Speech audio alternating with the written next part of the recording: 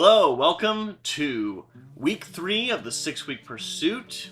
The heart of this series has been your life's purpose, and I'm so excited I get to share this week's conversation with you because today we are honing in and talking about how God uses everyday people. God just doesn't call super gifted people, super talented. He calls everybody, no matter how humble you think your life is or where you've come from, or it doesn't matter. God has a plan for your life. He has a purpose for your life, and he wants to work in your life where you are at right now, and in the midst of what you're going through, and in the midst of what you're doing. Right here, right now, God has a plan. And when we read about the early church in the Bible, especially in the book of Acts, we really get this picture of purpose, this picture that every job, every role in the church is important. For example, in Acts chapter 6, there is a story of some of the lead pastors, ministerial leaders, basically the church leadership, realizing things were getting a little too hectic for them. They were getting a little too much on their plate.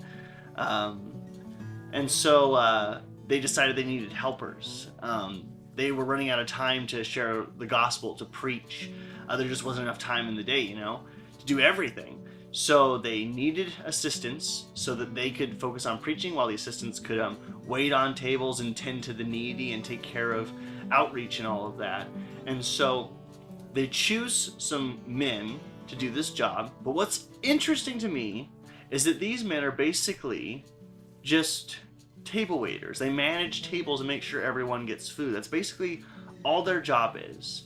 And yet, in Acts chapter 6, you read the qualifications of these men, and they said, and the leaders of the church asked that they be spirit-filled, that they be led by the Spirit, and that they be honorable people who are well-respected. This is, when you read their qualifications, it sounds almost like what you'd read on like a pastor's job description. But no, these were just table waiters. And you see, that's the thing. Early on, the church got it. It clicked in their heads that every role was necessary and important. They didn't want to do anything half-hearted. They didn't want to just force something to happen. They wanted to make sure everything they were doing was tended to and taken care of, and that everyone who was given a job was valued, and also someone who had a good reputation and who would do the job well. They took it very seriously. Today we don't think of roles in the church quite that way, do we? I doubt the last thing most of us would think of is when you were looking for a janitor for the church is to find someone who's spirit-filled and a real leader, and someone who has a good reputation in the community and just leads their household strong and is just a firm, solid, basically pastor material person. Most of us wouldn't think that way. It's not that we wouldn't want someone like that. It's just we don't think that way, do we? But that's what the church in Acts believed. So, why have we strayed from that? Is what I'm asking. Well, I think it's because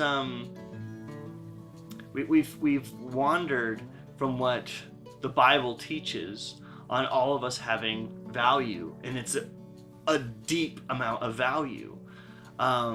We as humans tend to put everything in tiers and say this has more value, this has more value. And the problem is when we do that, church, we tend to put less effort in what we do because we just don't see it as that important. For example, if you don't see what you're doing in the church is important, you're just not gonna put that much effort into it, are you? It'd be the same with your job or anything, basically anything you do, right? If something's not important to you or you don't see it as that big of a deal, you just don't put that much effort into it, right? It's what we all naturally do, and sadly, I even know pastors or have seen pastors that have taken this view on even being a pastor. Like, oh, it's not that big of a deal. It's fine. We do our thing. We have this tradition. We have this regime, this religious cycle we live in, and we just have all these routines, and it just becomes kind of not a big deal after a while. And that's that devalues what God is doing, because everything God is doing is big, is important. Anything you do for God has significant value. And no chapter in the Bible, well, I'll just say one chapter in the Bible that really highlights this is in 1 Corinthians chapter 12, where Paul writes to a church and talks about the body, that we're a body. The church is a body, and all of us are members of that body, as in we all have a role. And if we don't live out that role, we rob from the body. We take from the body. And Paul says, what right does a heart to have? What right does an eye have to say, well, I'm just an eye, I'm no good, so I guess I'm worthless? Or what right does an ear have to say, well, everyone else should be ears just like me? No, every part is necessary. No part is greater, no part is less. Every part has value and significance. And church, we need to find our value and significance. You are needed, church. For this church to be healthy and thriving, we need to find our role. We need to be like Stephen. He was one of the 6 men that the church leaders appointed to wait on tables and cling on to the job we're given and run with it. Because, man, this Stephen has such an awesome, amazing story. He's just a table waiter, and yet it says that he runs around prophesying, preaching, healing, working miracles, and he preaches as though he's met Jesus in person. This man knows God and walks with God, and he's just a table waiter. Never undermine what you're doing, church. You can be used of God in a powerful way. And in fact, we rob from what God is doing when we think we don't have value, when we undermine our value, or when we just don't, or when we just sit on the sidelines, when we don't step in, when we don't participate. We're taking away church. You see, the church isn't just something we attend. Church isn't just a service. It's not just a building. It's not just when we get together. We're a family. We're a body.